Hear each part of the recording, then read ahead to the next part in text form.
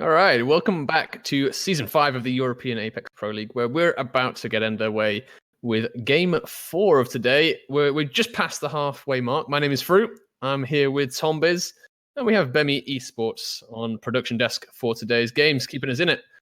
We are on board with Otter, a bit of a well-known name actually over in the European Pro Circuit. At least we expect him quite a lot. So good to see him back for Season 5 for sure. And his team as well with him, still alive. It's always a good sign when you're still alive with 15 hours left. Does his daily kills say 1? I think it says 1. If he has 1 kill in 4 games, then there's going to be some problems. It's a team game, Tom. It's a team game. Playing survival meta, you know? Hide up in the roofs, take the zip line up to the top. You know how it is? It's all about the end. I'm hoping that's an elaborate ruse and he's actually got like more kills than that. Otherwise, he may not be the best guy to spectate. Well, that's why we jumped on board with Krems. We saw him in the previous game. Him and his team have been doing pretty well this evening. No wins just yet, but they're doing all right. They've had a good showing so far, but they will want that win under their belt. Otherwise, we have you can see in the top right corner there, Desertux in the lobby. So he's a name we've seen a lot before. Papega also in this lobby again. Signed. Otter's already down. Yeah, poor Otter. He's down. He's met a bit of a bad fate. Looks like that 1 kill might not be changing anytime soon. God, harsh words, but you're not wrong. It's you can bully. It's fine. It's all right. You're just saying it how it is, right? That's what it is. Honesty is bullying most of the time. It's true, and you know you need critics to improve. So one of us has got to be the bad guy. Also, I've got to balance out Naori, who's probably his biggest fanboy. So it's you need balance in life, like a yin and a yang. And Naori is ultimate fanboy of Otter, and I am going to be a bit more honest. So it's fine. Papega's got you though. They've definitely had more than 1 kill, so let's keep watching them. What's your verdict on Papega? Are they worthy of worthy of their placements? Oh, definitely. They're a good team. I like them. Okay. Well, okay, good. Well, Otter's dead. Well, talking to teams though, he's got 2 teammates to perhaps get him back on his feet, right? We have the respawn ability. Him. Yeah, it literally carry him in his hand with that respawn banner. But there's the opportunity. He may come back into the game and we may see him. You never know, he might win this just yet. We're being harsh on him. Rightly so at this point, but he's got time to prove us wrong. Likewise, Papega. They got time to perhaps win. They did well last game. We saw them kind of camped out, to be honest with you, in a building with that lifeline. But you know, it's all about the finishes, and a top 3 finish for them we'll get them a good amount of points on the board. It's all about just getting started off, getting these points in early, and just giving yourself the best option as the season continues. Well, yeah, we've witnessed actually, say for example, Tiny Hangang in the season that they won. They proved that consistency was actually key, rather than getting the most wins. I think Conquer were in a similar boat. Like there was a few teams around they didn't necessarily win. Like, I think Flavor of the Month a lot of the time have the most wins on the board, but they're a little bit more aggressive in their game style and can be caught off sometimes and finish outside the points. Whereas, say, well, I suppose they're Yes But No now, or ex-Conquer for anybody else who doesn't know, they've changed their name. They are very good at their positioning. Like we'll see them get into late game with, for example, still with white armor, maybe blue armor, and some weaker guns and attachments, but they'll always be within that top 5. It's just very impressive. Well, I'm going to be back on board with Krems. He's already got 3 kills this game. So, you know, better than Otter. He's popping off. Yeah. Now you've turned on him. I thought it was Sorry, man. We were sort of balancing it a little bit. But now it's just like, let's just kick him while he's down. Well, he's not down anyway. He got revived, so he's actually back on his feet, so I can kick him. But literally, at this point in time, doing better than Otter. He's got armor, he's got kills, and quite honestly, Longbow R99, he's in a good spot. We saw him do a lot of good things as well earlier with that Peacekeeper Mastiff that he had going, sniping people from below the building to the roof. And I liked what he showed earlier. I thought he kind of he put in a good showing for himself, and Krem, he gets a lot of stick as well. He's one that has been memed on before. Naori will definitely agree. And to be honest, he's doing all right. He's making a good showing of him for this, at least this opening day. You know, there's a lot of games to come, a lot of time to make mistakes, but so far so good. There's still plenty of squads to go. Already getting into the battles, and well, looking like they're about to get a little bit aggressive, but caught out by the grenade. Can't really afford to push around that angle. And instead are just going to opt to actually get themselves further into the ring. Probably the right decision to be making. Spotting over to the players onto the roof as well. Doing a bit of damage with the longbow. More just scare tactics than anybody else. Force them back. Keep them in more passive positions rather than being able to snipe them. And there's going to be that Wraith looking to get in close as soon as possible. The best chance to escape if the battle goes wrong. And it is going a little bit wrong at the moment for Krems, but he's going to be able to heal, or should be able to heal. I don't know how he doesn't get killed off there, actually. I think maybe the opposing Wraith wasn't expecting him to be so far forward, so he will be able to escape. It's whether or not his teammates will. The Pathfinder tag low, and actually, Krems has been caught. It is the guys at Firebeaver again, just doing the damage when it comes to these games. They were the winners of one of the games earlier today, and they're going to eliminate Krems this time. Yep, they've done. They did well there. Very, very quick engagement. Very, very well done. Firebeaver's 4th place team in season 4. So they've definitely got some. This is a medals. You don't really get a medal for 4th, do you? But they definitely got some attempted medals under their belt. Probably like wood or something. Yeah, a bit of wood. Well, I'm sure we can fashion something. We'll get them something anyway. Doesn't matter. We'll find something. They've also done well in the Fate series so far as well. So fair play to them. They're one of the teams to watch, I think, in this season. Definitely one of the contenders for that top spot. Otter back on his feet, got the longbow, got that R99. Good combination to have. Does need some better armor, to be honest with you. Got a kill likewise. as well. Yeah, got a kill. Got a couple of spectators as well. And I think old Zoka over there, King Zoka, he could do with a bit of shield. It looks like they're maybe running low on meds at the moment, on shields and on health. Obviously, they've got the lifeline to keep the health topped up. They have got a med kit as well that King is going to use. But no shields, it looks like. So that's a pretty bad predicament to be in, especially this early on as well. 12 teams left. You're going to need some more shields. Well, I think the bigger problem as well is there's not really anywhere for them to go. Like they're currently around the rocky areas. There's no loot there, but the loot is in front of them, and that's what's being sectioned off by opponents. So yeah, they need to find somewhere that they can actually find something to heal up with. And okay, sure, they've still got the plenty in terms of syringes, but it isn't going to be much. On the other side of things, we're over on. I don't want to call them X3D Max because there is a 3D Max, so it seems weird to call them by another organization's name. But they're sticking with it. They have for a couple of seasons, and they're in a pretty good position at the moment. Fairly stacked longbow. Doesn't have the skull piercer, but in all honesty, it's more of a DMR anyway, so you can get yourself a fair few shots off, and it will do a hell of a lot of damage anyway. So not too much of a problem with that. They'll hope to find it later in the game, and well, I wonder how high he has his like digital vibrance or something, because his purple armor almost looks pink. Yeah, I'm wondering if he's playing on one of the colorblind modes, perhaps. I'm not sure entirely because I'm just looking at the. Lagex's armor as well. That's kind of green, so it's probably one of the colorblind modes that we're seeing here. Just changes a few of the colors around to make it a little bit easier for those who can't differentiate as well between certain color schemes. That's interesting. Sure, I didn't even know that was in there. I suppose if I wouldn't necessarily look for that unless it's something I need. It'd be a bit weird of a thing to do, like looking to purchase a wheelchair if you don't need one. It's kind of odd, but. Yeah, I like that. I like that that's in the game, and that's something that can obviously help out players. Yeah, definitely so. To be honest, there are sometimes use cases as well outside of just if you need it. For example, back in Gears, a lot of players they do use the colorblind modes because the crosshair changes from red to like a pink or a green, which is a lot easier to see against dark red opponents. Some good shots coming in there through the doorway.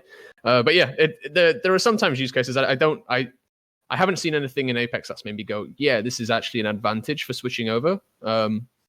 But in other games, it does happen.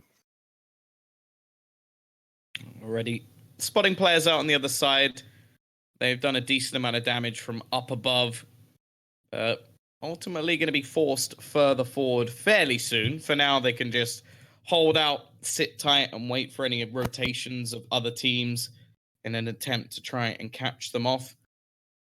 Well, it's not going to be... You shouldn't expect too much from the guys at X3D Max here. This is just going to be trying to whittle down players, maybe try and get them caught out by the zone or force them into unnecessary rotations, which they don't particularly want to be taking. They've already managed to get themselves a couple of kills, but I imagine those will have been in closer range battles than this. And the thing is, a lot of the time you see teams sort of firing off warning shots, just make them take a new position rather than facing towards them. Yep, and I think X3X Max, they're pretty near Team HSL as well, so potential shotty fight here coming in between these two teams. Otter still rocking that grey armor. Needs to find himself a bit of a pick. They have found some shields though, so we see King there back to full shield, which is good to see. Definitely good to see, and they're just kind of skirting this hill. They got a minute, so they've got a lot of time just to kind of figure out what their next play is. But Otter just got shot in the backside. He's going to scamper up on top of this next ledge and try and heal back up. Ori kind of a little bit out of the action, and we do see King Joker get taken down pretty much instantly. This is a bit of a bad spot here. Ori's going to be the last one alive. He's got to make it out, and his team Jar Jar that are making the plays here. They've actually got X3DX Max on one side of them and Jar Jar on the other, so bit of a bad position here. And we are going to see Limp knock down Joker as well, so looks like it's going to be the end for Otter's team. Well, yeah, it definitely looks like they're dead. I think they're going to get looted out, and this will be 3D Max against Jar Jar in just a second. Some great longbow shots coming in, actually, from Amaze. Really accurate with that gun. Well, in the meantime, Pepega, they've got themselves right into the middle of the zone, so they are very well set. They have the Pathfinder zip lines up towards the bones as well, which I imagine are going to become a hugely valuable spot into the later rounds of this game. The only question is if there is like a Gibraltar or maybe a Bangalore, more likely a Bangalore, although we have seen a Gibraltar today. These spots are dangerous because if something lands up there, you are kind of screwed. You have to jump off into other positions. But up until that point, holding the high ground definitely seems to be the right thing to do in Apex. Mm-hmm. Definitely so. And this is where I question, when Watson comes in, can we start placing those deployables up here on top of these taller areas? How big is the deployment zone going to be? There's a lot of questions to be asked about, what are the use cases for that turret? And I'm excited to see it, 100%. Sign is, I'm sure, as well. Just raining down with that wingman from above as well. Got that skull piercer as the attachment. Nice little setup, actually. Got the extended mag there as well. So doing all right, in a good position here just to carry on, just propping a few shots down. 120 shots in the chamber as well. He's got a lot of shots, a lot of potential damage to be put out. He just kind of peppering away. Nothing too big. We do see Oserve on the leaderboard there, taking down S, Dizu and co. Pepega have got it down themselves as well on Mac. He's going to get taken out actually by Sailbert, who's just coming in and third partying that fight. So a lot of people involved in the action here, a lot of different angles being made, and a lot of damage being put down. They've got so lucky with the ring position as well. This is now centered in onto almost the exact spot they're currently on the bones. So maybe a little bit of a move has to be made by the Wraith, but you could see that the Wraith's able to be a little bit more aggressive in these scenarios. The Pathfinder also has some fairly, basically sick movement that he can do to jump back up. So it's left on the lifeline to just be passive because he can't really make those same moves that his teammates can. So just has to sort of chill up on the bones, just trying to spot different players, get different angles that can be utilized by the wingman, which is as stacked as it can get. So this is a very, very good spot for Pepega. And if things do go wrong, I will wonder if they have to make some sort of mistake. Sort of like happened in the game where they actually finished third, where it was healing at the wrong time and they got caught out by the zone. Yeah, definitely. They have made mistakes in the past, and there is potential up here to, one misstep and you slip off and you may be falling into another team. One Bangalore ultimate, the Rolling Thunder comes down, a well-placed ultimate could force them off as well. And there are definite scenarios where this doesn't go too well for Papega, but for now, they're doing well. They have got that wraith portal probably to get them down off the high ropes and then back up again if they need it. Likewise, Pathfinder ultimate as well.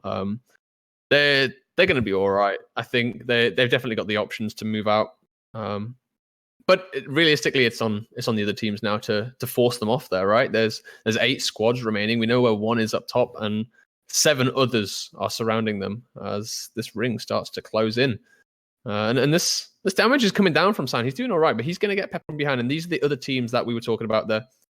Can actually fly up the zip line up behind Papega. A lot of damage being taken down, but Sign does fall. Ballon is dropped to 100 health. He's going to take a chunk as well. Looks like a shotgun, perhaps a Peacekeeper, dropping him down. Does Kate take another shot? It is that Peacekeeper from Lag, actually. We know this team. This is X3DX Max that have come up just behind Papega, managing to take that fight. Ballsy move, some would say, flying up the zip line behind them, but did it at the right time and did manage to take out Papega. Pushed themselves into that top 5 now. Yeah, X3D Max doing great work to actually gain themselves some space, and now they're the king of the castle right at the top of the map. So not necessarily the best weapons for these sort of long-range battles, and I think that's why they were actually able to take it away. It's just they get right up close, manage to do the work with the Mastiff and the R99. Pretty much a perfect position for them to be in. And yeah, I'm actually interested. It changes the color of the attachments as well, so it's like you got orange. I quite like it. It looks kind of confusing for me, but I quite like the changes of color. This is interesting. Is this you converted? Are you moving over now? Maybe. I'm considering it. Yeah, sometimes a little bit of change in the color help freshen things up a little bit. They're doing all right. They've got the one thing that they've got over what Papega had is that they've got that digital threat up there, so they can kind of see a little bit easier through these treetops when they're aiming down and just picking out a few people. Some nice damage down on a maze there. You see there the digital threat in use, just picking out that red silhouette, managing to get a bit of damage down, and just using that. He might have stolen that offside. Like he had one on his wingman, but I wonder if they actually stole it off. But oh, look at this! I think this is a spec glitch. I'm pretty sure. Nice. Well, let's stay away from them. Let's see what happens at the end. It looks like there's a lot of people up on the bone. Still, in fact, X3DX Max hanging out up here. The rest of the circle is pretty much empty, though. If you have a look down at the bottom there, there's pretty much no cover. You see the lifeline packages coming in. I'm not sure if that's Skies, actually. And if it is Skies, he's actually just dropped the other teams some cover there. We are going to see Fizu get taken out.